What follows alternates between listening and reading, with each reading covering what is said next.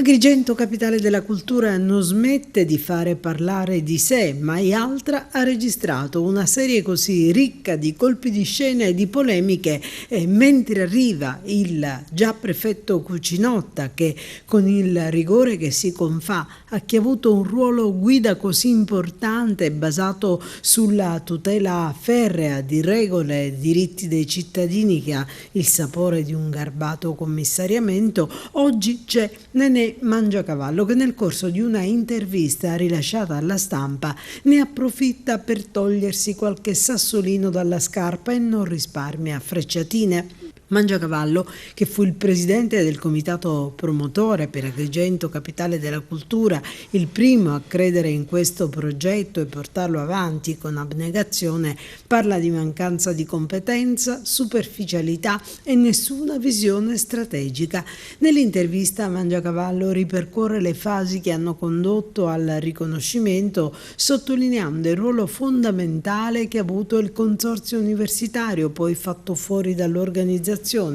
anche se Mangiacavallo sottolinea come dal 1° gennaio non si sia visto alcun evento significativo e parla di circa 100 progetti consegnati, ma nessuno dei quali abbia ricevuto un riscontro positivo. E poi sul ruolo della fondazione dà una sua chiave di lettura, affermando che è stata da sempre commissariata, considerato che non ha mai avuto il controllo dei fondi e delle decisioni. Per Mangiacavallo si vuole fare passare per straordinario ciò che è normale amministrazione e allude al mandorlo in fiore al Carnevale di Sciacca.